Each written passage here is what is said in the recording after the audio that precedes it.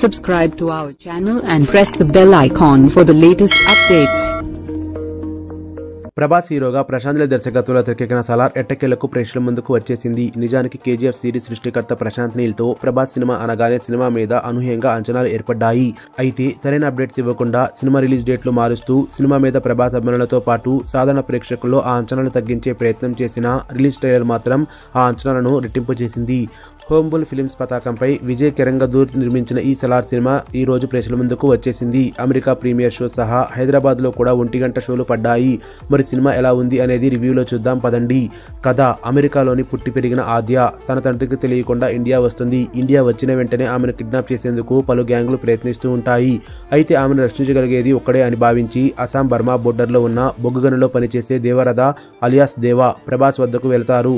అక్కడ దేవా బొగ్గుగనుల్లో పనిచేస్తుంటే అతని తల్లి ఆ ఊరిలో పిల్లలకు పాఠాలు చెబుతుంది. హింస అంటే చాలా భయపడుతూ కొడుకు చేతిలో ప్లాస్టిక్ కత్తి చూసినా సరే తీవ్ర ఆందోళనకు గురవుతూ ఉంటుంది. అయితే ఆమె ఎందుకు అలా ప్రవర్తిస్తుంది? వరద రాజమన్నార్, పృథ్వీరాజ్ సుకుమారన్ ప్రాణాల మీదకు వస్తుంది అనుకుంటున్న సమయంలో దేవా వెళ్లి అతనిని కాపాడా? ప్రాణ స్నేహితులు ఇద్దరు బద్ద విరోధులుగా ఎందుకు మారతారు? అజ్ఞానంలోకి వెళ్లిన దేవా ఏమయ్యాడు? అతను రప్పించడానికి రాధారమ శ్రేయారెడ్డి ఏం చేసింది?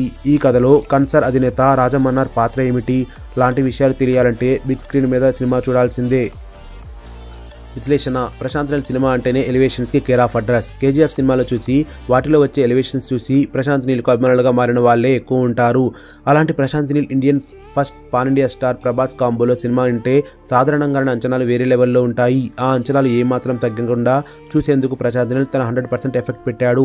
నిజానికి కేజీఎఫ్ సినిమా విషయానికి వస్తే అందులో ఒక కథ, దానికోసం బలమైన ఎమోషన్స్ రాసుకోవడంలో సక్సెస్ అయిన ప్రశాంత్ నీల్ ఈ సలార్ విషయంలో మాత్రం కొంచెం తడబడినట్టు అనిపించింది. సినిమా 2 భాగాలుగా చేస్తున్నట్లు ముందే ప్రకటించిన ప్రశాంత్ నీల్ అందుకు తగ్గట్లుగానే మొదటి భాగంలో ఎంతవరకు చెప్పొచ్చో చెప్పి మిగతాదంతా సస్పెన్స్ లో ఉంచేశాడు.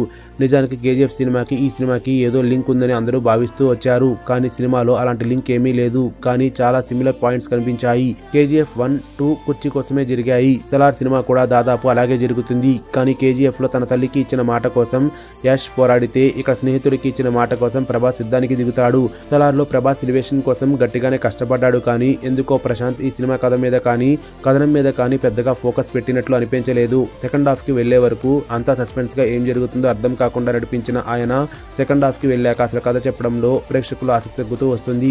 కాకపోతే ప్రభాస్ అభిమానులకు ఆ ఎలివేషన్ షాట్స్ చాలా వరకు గుజ్బంప్స్ ఇప్పిస్తాయి. సాధారణ ప్రేక్షకులకు సైతం కొన్ని సీన్స్ లో గుజ్బంప్స్ ఇప్పించేలా ప్రశాంత్ నీల్ మేకింగ్ ఉంది.